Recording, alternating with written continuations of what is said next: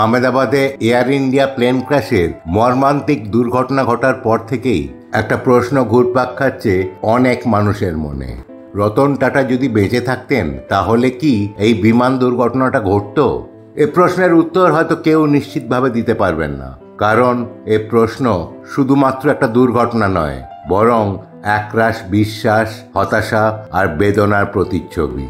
শ্রদ্ধেয় রতন টাটা যখন এয়ার ইন্ডিয়ার সঙ্গে যুক্ত ছিলেন, তখন তিনি শুধু একজন কর্পোরেট লিডার ছিলেন না, তিনি ছিলেন একজন মহান দৃষ্টিভঙ্গি সম্পন্ন স্বপ্নদ্রষ্টা, যিনি মনে করতেন aviation is not just about flying people, it is about flying the nation forward. অর্থাৎ বিমান চলাচল শুধুমাত্র মানুষকে উড়িয়ে নিয়ে যাওয়া নয়, এটা একটা জাতিকে এগিয়ে নিয়ে যাওয়ারও বিষয়। 1932 সালে জে.আর.ডি. টাটার হাত ধরে টাটা এয়ারলাইন্স শুরু হয়েছিল, যা পরবর্তীকালে আন্তর্জাতিক মানের এয়ার ইন্ডিয়াতে রূপ নেয়। 1953 সালে ভারত সরকার এটি রাষ্ট্রায়ত্ত করে নেয়। দীর্ঘ কয়েক দশক পরে 2022 সালে টাটা গোষ্ঠী আবার এটিকে কিনে নেয়, সেই পুরনো স্বপ্ন আর গর্বকে ফিরিয়ে আনতে। যতদিন রতন টাটা ছিলেন, এয়ার ইন্ডিয়া কিছু টেকনিক্যাল এবং অন্যান্য সমস্যার সম্মুখীন হলেও তার চিন্তা ও কৌশল দিয়ে তিনি সমস্যাগুলোর সমাধান করার চেষ্টা করতেন। তিনি সবসময় নিরাপত্তা, মানবিকতা এবং পেশাদারিত্বকে অগ্রাধিকার দিয়েছিলেন।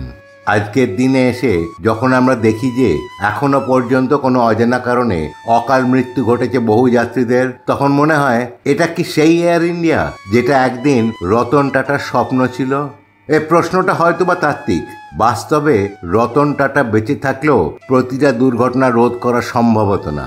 তবে এটা বোধহয় অস্বীকার করা যায় না যে তার নেতৃত্বে যে নিয়ন্ত্রণ ব্যবস্থা থাকতো তা হয়তো আরও কিছু মানুষকে ভালো রাখতে পারত। অনেকেই বলেন রতন টাটা ছিলেন একজন সাইলেন্ট রিফর্মার। তিনি বক্তৃতা দিতেন না, কিন্তু কাজ দিয়ে প্রমাণ করেছেন। বিশ্বাসযোগ্যতা গড়ে তুলতে অনেক সময় লাগে, কিন্তু হারাতে লাগে মাত্র এক মুহূর্ত। আজ যখন এয়ার ইন্ডিয়া যাত্রীদের প্রাণ নিয়ে প্রশ্ন ওঠে, তখন রতন টাটার অভাবটা বড় বেশি করে টের পাওয়া যায়। তিনি কি পারতেন সব প্রতিকূলতা ঠেকাতে? হয়তো না, কিন্তু তিনি চেষ্টা করতেন, এবং সেই চেষ্টাটুকুর মধ্যেই হয়তো অনেক জীবন ফিরে পেত আলো। যে প্রশ্ন অনেক মানুষের মনে এসেছে তা আমি আপনাদের সামনে তুলে ধরলাম। এর উত্তর আমার জানা নেই, আপনাদের উপর ছেড়ে দিলাম। শুধু আশা করব যে কোনো কারণেই হোক আর যেন মানুষের প্রাণহানি না হয়। এই দুর্ঘটনায় যারা মারা গিয়েছেন এবং যারা ক্ষতিগ্রস্ত হয়েছেন তাদের প্রতি আমার আন্তরিক সমবেদনা জানিয়ে এবং শ্রী রতন টাটার প্রতি শ্রদ্ধা জানিয়ে আজকের ভিডিওটা শেষ করছি। পরের ভিডিওতে আবার আপনাদের সঙ্গে দেখা হবে। ভালো থাকবেন, সুস্থ থাকবেন। আর যদি এই ভিডিওটা ভালো লেগে থাকে তাহলে প্লিজ লাইক, সাবস্ক্রাইব ও অন্যদের সঙ্গে শেয়ার করবেন। ধন্যবাদ।